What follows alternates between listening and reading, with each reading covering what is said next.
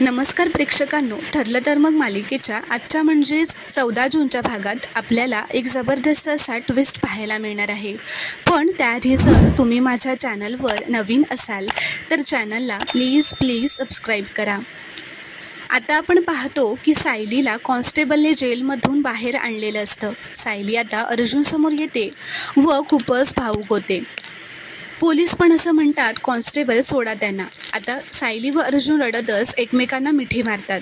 तर आता बाहेर आल्यावर सायली अर्जुनला असं म्हणते, मला तर हे सगळं काय चाललंय तेच कळत नव्हतं. पोलिसांनी मला पकडलं काय, इथे घेऊन आले काय, माझा फोन पण जप्त केला होता त्यांनी, तुम्हाला फोन पण करू दिला नाही. पण माझी खात्री होती मला सोडवण्यासाठी तुम्ही आकाश पाताळ एक कराल. तर आता अर्जुन म्हणतो, हो आता आपण घरी जाऊयात, आपली घरी सगळे वाट बघतायत, आपण निघूयात. तर आता तेवढ्यातच तिथे एक बाई व माणूस येतात. ती बाई असं म्हणते, सर अर्जुन सुभेदार तुम्हीच ना, माझा मुलगा याच पोलीस स्टेशनमध्ये आणलाय ना, तो कुळेकर चौकमधून गायब झाला होता. तर आता अर्जुन असं म्हणतो, हो तो इथेच आहे. अर्जुन म्हणतो, तुम्हीच त्याची किडनॅपिंगची कंप्लेंट केली होती का? तर तो माणूस म्हणतो, हो पण आम्हाला आता इन्स्पेक्टर साहेबांनी फोनवर सगळं सांगितलं आहे. आम्हाला काही माणसांनी चुकीची माहिती दिली होती म्हणून मग आम्ही ही तक्रार केली होती. तर ती बाई असं म्हणते, उलट आमचा मुलगा घाबरून रडत होता तेव्हा हिनेच धीर दिला होता. हिने म्हणजे सायलीने. देव तुमचं कल्याण करो असं ती अर्जुन व सायलीला म्हणते. तर अर्जुन विचारतो, मला सांगा तुम्हाला कोणी सांगितलं की हिने तुमच्या मुलाला किडनॅप केलं आहे ते? तुम्ही त्यांना ओळखता का? तर तो माणूस म्हणतो, नाही पण तिथे खूप गर्दी होती, त्या गर्दीपैकी कोणीतरी बोललं आम्हाला, पण तेव्हा आम्हाला काही सुचत नव्हतं. तर ती बाई म्हणते, सॉरी हां. सायलीला असं म्हणते की सॉरी हां, आमच्यामुळे तुम्हाला अटक झाली ना. तर सायली म्हणते, हरकत नाही, तुम्ही काळजी करू नका, तो आत आहे, त्याला जाऊन भेटा तुम्ही. तर आता ती माणसं आत निघून जातात. आता अर्जुन असं म्हणतो, ती माणसं कोण होती हे शोधायलाच हवं, पण त्याआधी आपण घरी जाऊयात. चल. आता सायली व अर्जुन घरी जायला निघतात. आता इथे घरी सगळे सायली व अर्जुनची वाट बघत असतात. तेवढ्यातच सायली व अर्जुन घरी येतात. ते बघून कल्पना, प्रताप व मधुभाऊ खूपच खुश होतात. सायली आता आल्या आल्या मधुभाऊंना मिठी मारते. प्रिया सायलीला बघून असं म्हणते, ही कशी सुटली? हिला 15 दिवस तरी जेलमध्ये सडावं लागेल असा सापळा रचला होता मी, त्यातूनही ही वाचली. आता प्रताप सायलीला असं विचारतात, कशी आहे सायली आणि नेमकं काय घडलं होतं? कल्पनासुद्धा म्हणते, अर्जुन काही खाल्लेस का तू?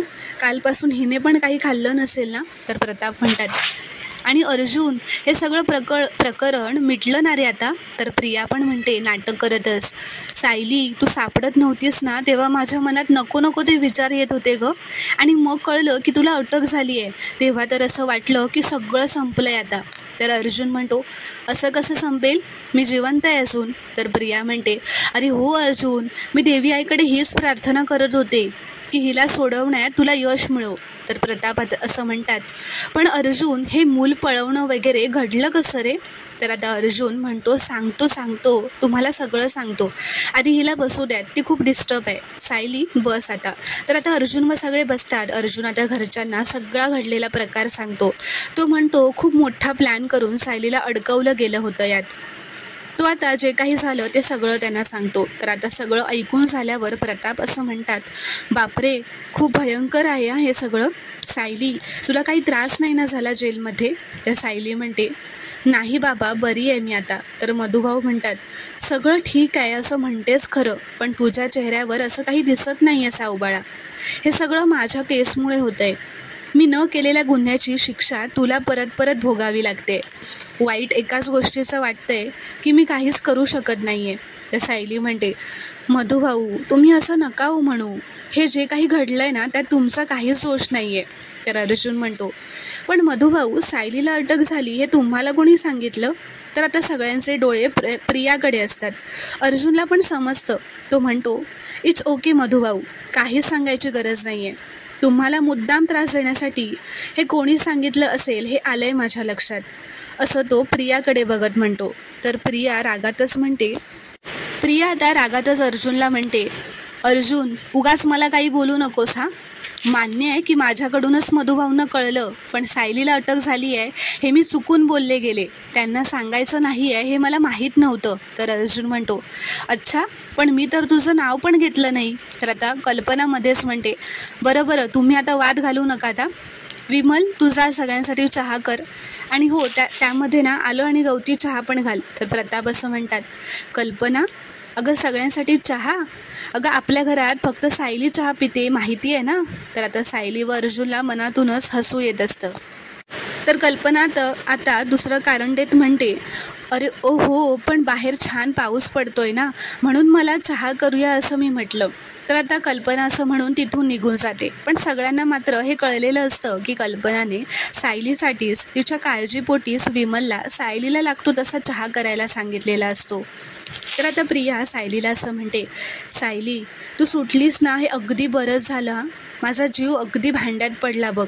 खरं तर मीच तुला चहा करून देणार होते, पण मला अश्विनने बोलावलं आहे. त्याचा मेसेज आला आहे की हॉस्पिटलजवळ भेट, तिथून आम्हाला जरा बाहेर जायचं आहे. मी येते हां, काळजी घे. तर आता प्रिया अश्विनला मेसेज करते, मी मैत्रिणीकडे जाते, मला तासाभराने आपल्या नेहमीच्या कॅफेजवळ भेट, व तिथून निघून जाते. पण खरं तर आता तिला खोटं बोलून महिपत व नागराजला भेटायला जायचं असतं. आता थोड्या वेळानंतर ती महिपत व नागराजकडे आलेली असते. प्रिया आता महिपत व नागराजला आल्यालाच रागातच म्हणते, इतका मोठा प्लॅन, तो सुद्धा इतक्या पटकन एक्झिक्यूट करून सुद्धा काय उपयोग झाला? मी तुमच्यावर विश्वास ठेवला ना, इथेच चुकले मी.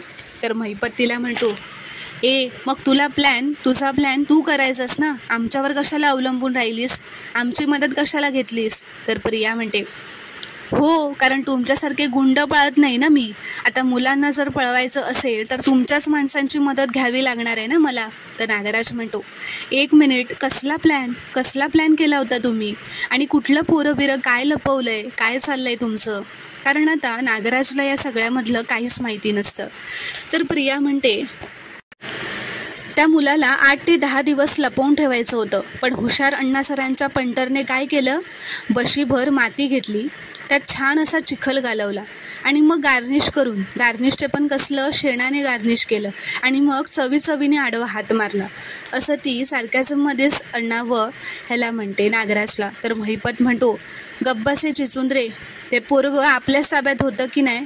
तर प्रिया म्हणते, मग तो तिथून बाहेर कसा पडला? मुळात कुठल्या तरी बेभरवशाच्या सरबतवालीकडे कशाला लपवायचं त्याला? तर महिपत म्हणतो, मग त्याला कुठे लपवायला पाहिजे होतं? माझ्या गोडाऊनमध्ये. म्हणजे उद्या कोर्टामध्ये अर्जुन सुभेदारनं सांगितलं असतं, गोडाऊनमध्ये जे पोरगं सापडलं ते गोडाऊन महिपत शिकरेचं आहे, त्यामुळे महिपत शिकरेची कसून चौकशी करा. मग मी अडकला असतो ना, मग मला वाचवायला कोण आलं असतं? तू आली असतीस की तुझा खोटा बाप आला असता, किल्लेदार? तर नागराज म्हणतो, हे काय चाललंय तुमचं, मला सांगाल का कोणी? एकतर माझा अपरोक्ष प्लॅन करता फ्लॉप होतो, आणि मग रडत बसता. निदान कशासाठी रडताय हे तरी कळू द्यात मला. तर आता इथे दुसरीकडे सायली व अर्जुन त्यांच्या खोलीत आलेले असतात. अर्जुन आता सायलीजवळ बसतो. अर्जुन खूपच इमोशनल झालेला असतो. तो आता सायलीकडे बघतच म्हणतो, तू सापडत नव्हतीस ना, तेव्हा खूप घाबरलो होतो मी.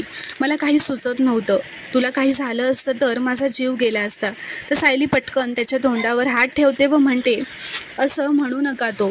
तर अर्जुन म्हणतो, मग मला कळलं की तुला अटक झाली आहे, तेव्हा मला धीर मिळाला, कारण मला माहीत होतं की मी तुला वाटेल तिकडून सोडवेन. तर सायली म्हणते, माझा पण पूर्ण विश्वास होता की तुम्ही मला येऊन सोडवाल. वाट बघत होते मी तुमची. तर अर्जुन म्हणतो, आता मला प्रॉमिस कर की तू अशी परत कधीच गायब होणार नाहीस, मला सोडून कुठेही जाणार नाहीस. तर सायली म्हणते, मी तुम्हाला सोडून कुठे जाणार आहे? तर अर्जुन म्हणतो, मला प्रॉमिस आहे. तर सायली म्हणते, दिलं वचन, मी तुम्हाला सोडून कधीही कुठेही जाणार नाही, पण तुम्ही पण मला असं वचन द्या बघू. तर अर्जुन म्हणतो, मी कुठेच जाऊ शकत नाही, माझं आयुष्य आहेस तू, सो जिथे तू तिथे मी. असं म्हणत आता ते दोघेही एकमेकांकडे बघून खुश होतात. तर प्रेक्षकांनो, आता पुढील भागात काय घडणार हे पाहणं खूपच रोमांचक ठरणार आहे. व्हिडिओ पूर्ण बघितल्याबद्दल खूप खूप धन्यवाद. व्हिडिओ आवडल्यास कॉमेंटमध्ये नक्की कळवा व चॅनलला प्लीज सबस्क्राईब करा.